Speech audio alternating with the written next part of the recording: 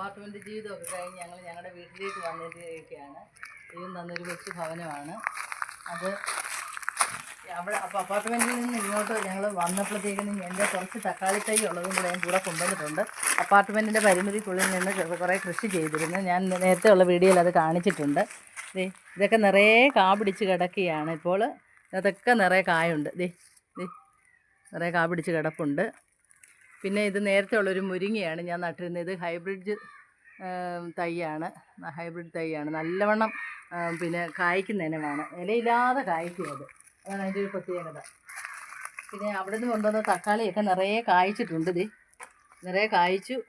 ഞങ്ങൾ 10-ാം തീയതിയാണ് ഇവിടെ വന്നത്, ഡിസംബർ 10-ന്. ഇപ്പോഴാണ് ഇച്ചിരിയൊക്കെ കാര്യങ്ങളെല്ലാം ഒതുക്കി വരുന്നതേ ഉള്ളൂ. അപ്പം കൃഷിയൊക്കെ വിപുലപ്പെടുത്തണമെന്നാണ് വിചാരിക്കുന്നത്. നിറയെ കാ പിടിച്ചിട്ടുണ്ട് ഈ തക്കാളിയിൽ. നിറയെ കാ പിടിച്ച് കിടക്കുകയാണ്.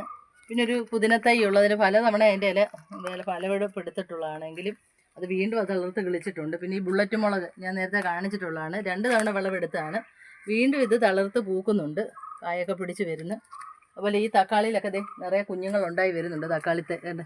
തക്കാളിക്ക പിടിച്ച് വരുന്നുണ്ട്. പിന്നെ അത് വിത്തിന് നിർത്തിയിരിക്കുന്ന ഒരു പച്ചമുളക് തന്നെ. ഈ തക്കാളികളെല്ലാം തന്നെ കായ്ച്ചെന്നുള്ളതാണ്. ഇതൊക്കെ ഞാൻ കറിക്ക് മേടിച്ച തക്കാളിയിൽ നിന്ന് ഞെരടിയിട്ട് കിളിപ്പിച്ചതാണ്. എല്ലാം നിറയെ കാ പിടിച്ചിട്ടുണ്ട്. നിറയെ സൂക്ഷിച്ച് നോക്കാറുണ്ട്. ഇതെല്ലാം നിറയെ കാ പിടിച്ചിട്ടുണ്ട്. പിന്നെ അവിടെ പച്ചമുളക് ഞാനിതുപോലെ മേടിച്ചതിൽ നിന്ന് ഇട്ട് കിളിപ്പിച്ചതാണ്. ഇത് നിറയെ കാ പിടിച്ച് വരുന്നുണ്ട്. ഇത് നന്നായിട്ട് കൃഷി ചെയ്യണമെന്നാണ് ഞാൻ ആഗ്രഹിക്കുന്നത്.